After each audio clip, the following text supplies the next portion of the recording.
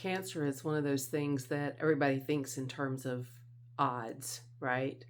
There are all these studies that show percentage of likelihood of surviving, blah, blah, blah.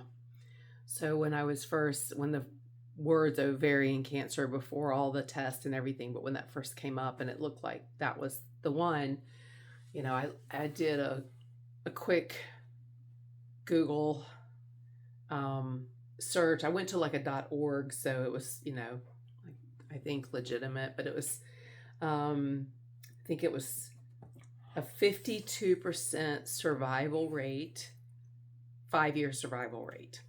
It's also called like the silent killer because it's not often detected until it's, already advanced, like with mine.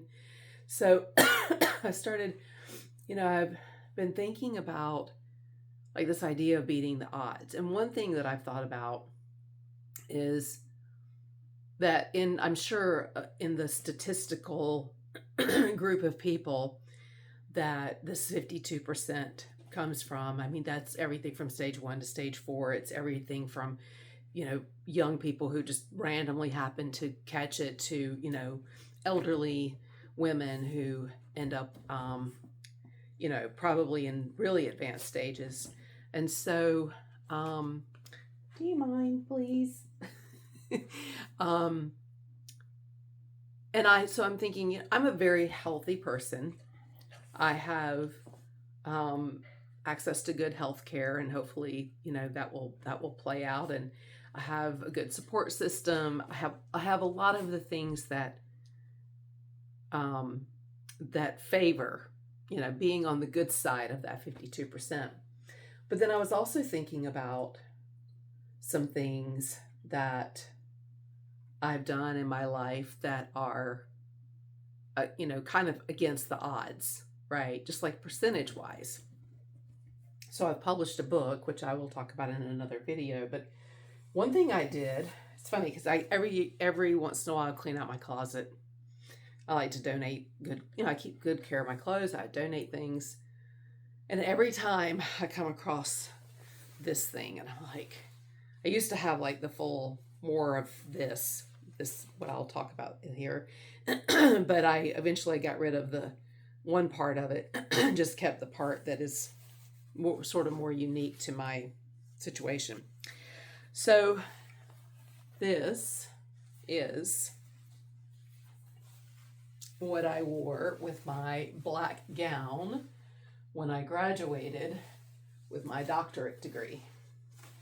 The colors represent the type of degree you have. So I have a doctorate in business administration in social impact management.